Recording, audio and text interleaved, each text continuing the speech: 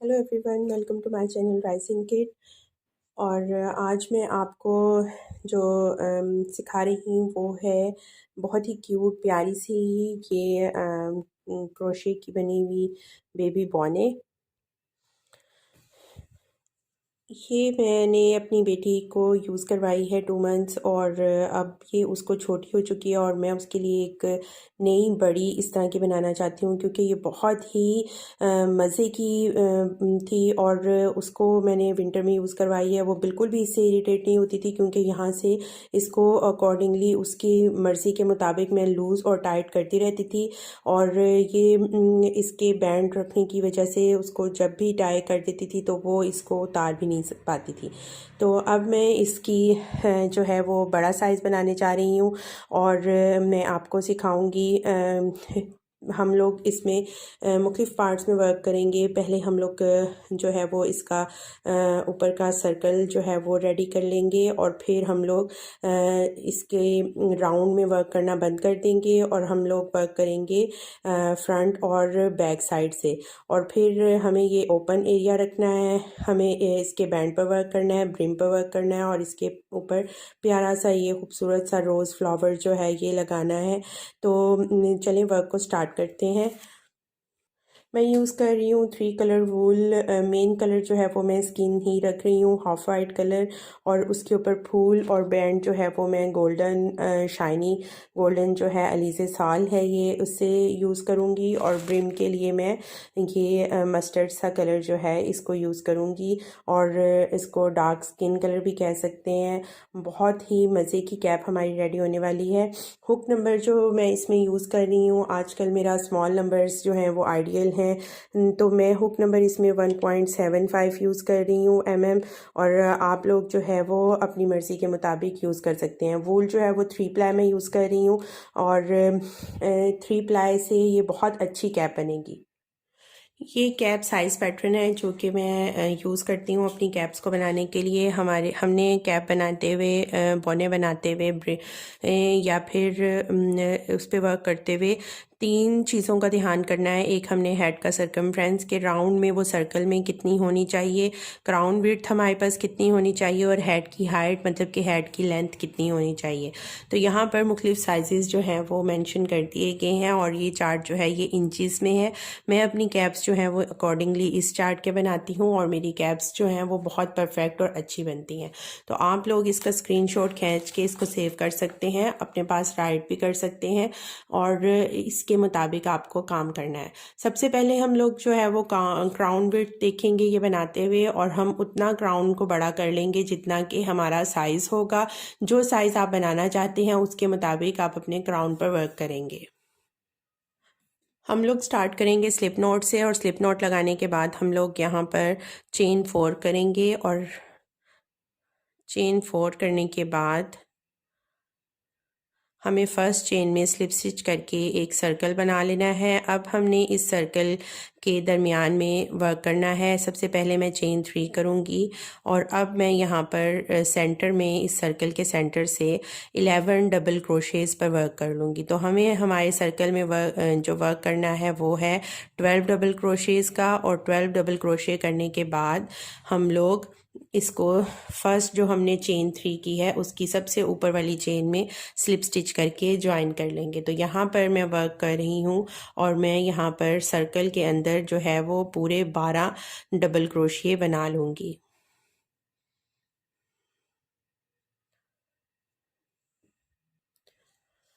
जी, 12 double crochet जो हैं वो बन चुके हैं। अब ये 1 2 3 चेन 3 की सबसे ऊपर वाली चेन के दोनों ऊपर वाले लूप्स में हम इंटर करेंगे हुक और यहाँ पर स्लिप स्टिच करके तो इस सर्कल को ज्वाइन कर लेंगे। यहाँ पर दरमियान में मैं थ्रेड खींच दूँगी ताकि हमारा सर्कल अच्छे से क्लोज़ हो जाए। चेन 1 करके सेम इसी स्टिच में जिसमें मैंने इसको ज्वाइन किया है मैं 2 डबल क्रोशे बना लूँगी और हमारी ये इंक्रीज़ की रो है और यहाँ पर हम लोग जो है वो करेंगे पफ स्टिच से भी वर्क इस रो में स्टार्ट, क्योंकि हम लोगों का जो डिज़ाइन है वो सर्कल में डबल क्रोशे और पफ्स पर वर्क करने का है। तो हम लोग राउंड नंबर 2 पे है, 2 डीसी करेंगे हम एक स्टिच में और एक स्टिच में हम पफ स्टिच पर वर्क करेंगे। तो ये स्टार्ट वाले 2 डीसी पे मैंने वर्क कर लिया है। नेक्स्ट चेन में हम लोग पफ वर्क करेंगे और हमें बनाने हैं यहाँ पर 2 पफ्स। मैं 5 टाइम्स का पफ बनाऊंगी, 1 2 3 4। आई थिंक कि 4 का इनफ रहेगा। 4 टाइम्स हमने इसको किया और इसको हम क्लोज करेंगे पफ को 1 चेन से। फिर नेक्स्ट इसी में सेम मैं एक और पफ बनाऊंगी, 1 2 3 और ये 4। सारे लूप्स में से हम लोग इसको गुजार लेंगे और ऊपर क्लोज कर देंगे। तो ये हमारे पास फर्स्ट पफ क्रिएट हो गया है। नेक्स्ट चेन में हम लोग 2 डीसी करेंगे, 1 2 और नेक्स्ट चेन में हम लोग फिर से पफ पर वर्क करेंगे और पफ बनाना है हमने 4 टाइम्स पर वर्क करके। 4 टाइम्स हम बल कर हुक को अंदर इंटर करेंगे और लूप खींच के बगैर उसको कंप्लीट किए अपने पफ को कंप्लीट करेंगे।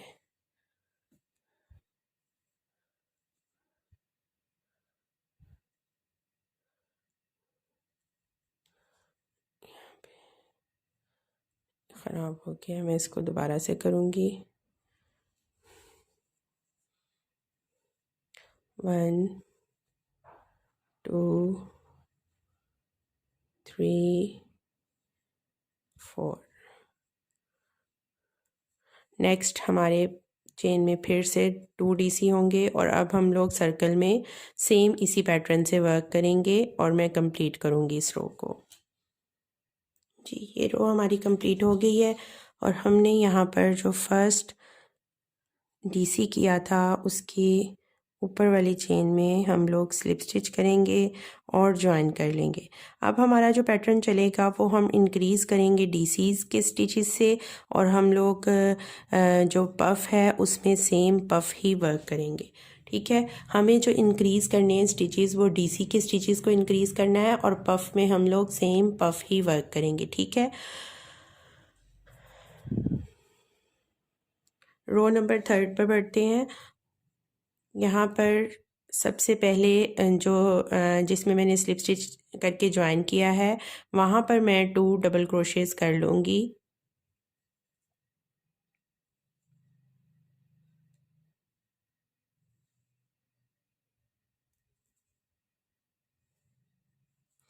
वन 2 और नेक्स्ट डबल क्रोशे में मैं एक डबल क्रोशे करूँगी। तो यहाँ पर मेरे पास टोटल जो डबल क्रोशे हैं वो 3 हो गए हैं। आगे हम लोग बलकर डायरेक्ट जो सेंटर है हमारा पफ्स का उसमें जाएंगे और हम लोग पफ क्रिएट करेंगे 2 3 4 और इसको हम लोग कंप्लीट करेंगे।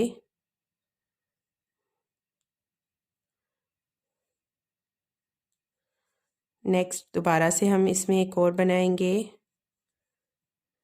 2 3 4 और इसको भी हम लोग कंप्लीट कर लेंगे। नेक्स्ट जो हमारा फर्स्ट डीसी है उसमें हम इंक्रीज़ करेंगे, हम उसके चेन में 2 डीसीज़ करेंगे और नेक्स्ट में हम 1 डीसी करेंगे और अब फिर से वैसे ही सेम हम करेंगे वर्क। जो हमारा पफ है उसके सेंटर में हम 2 पफ्स बना लेंगे। इस राउंड को हम ऐसे कंप्लीट कर लेंगे। ये राउंड भी कंप्लीट हो चुका है और अब हम लोग जो है वो इंक्रीज़ के उस पर राउंड पर 3rd रो पे वर्क करेंगे।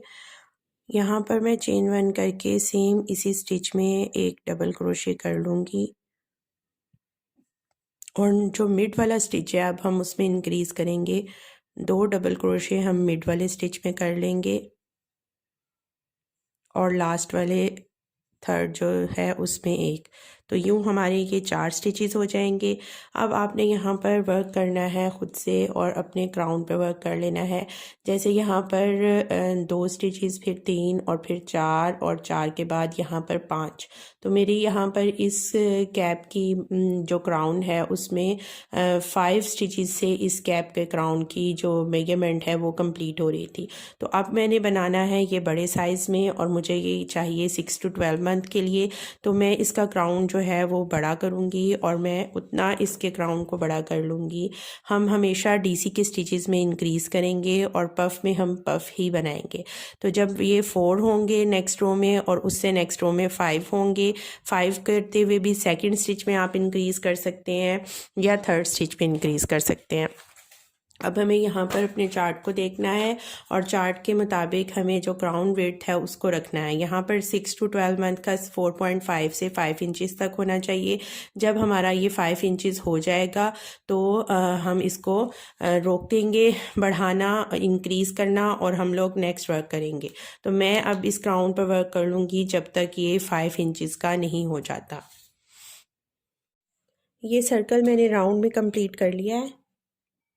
क्राउन पर हम वर्क कर चुके हैं। मैं 6 to 9 मंथ साइज़ बना रही हूँ तो उसके लिए मेरा जो क्राउन विड्थ थी वो थी टोटल 5 इंचज़ की। तो आप लोगों ने मेजरमेंट कैसे करनी है, क्राउन को ऐसे हमने रख लिया सर्कल को और हमने इसकी मेजरमेंट कर ली कि ये कितनी आ रही है। तो मेरी है 5.3 इंचज़, ठीक है।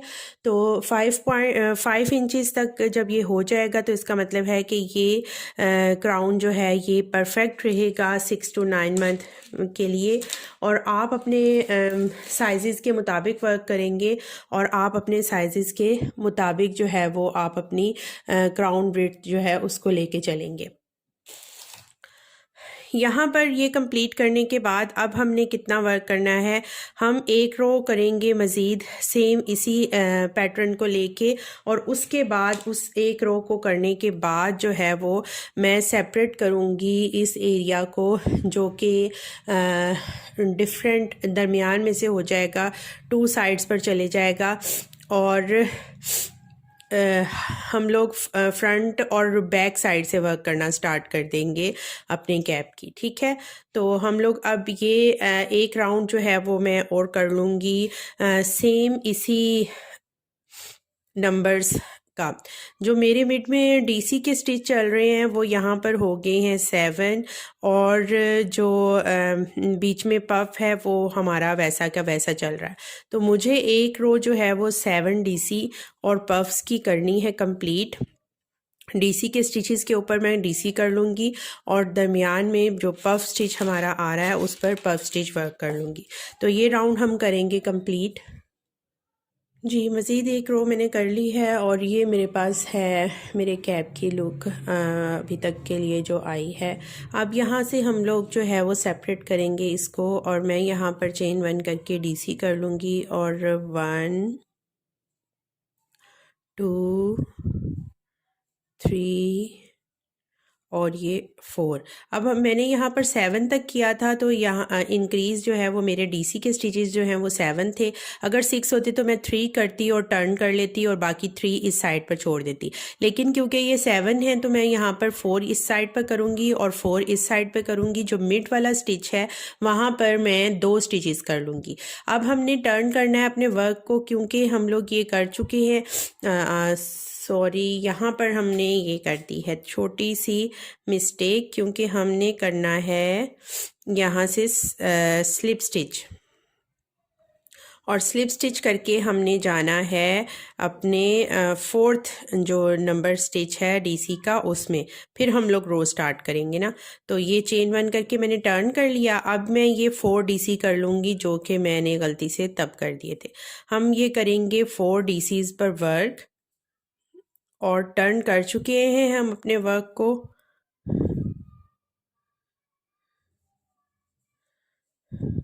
ये 4 डीसी कर लिए। आगे मेरे पास आगे मेरे पफ के स्टिच, तो मैं आगे करूँगी वर्क पफ्स पर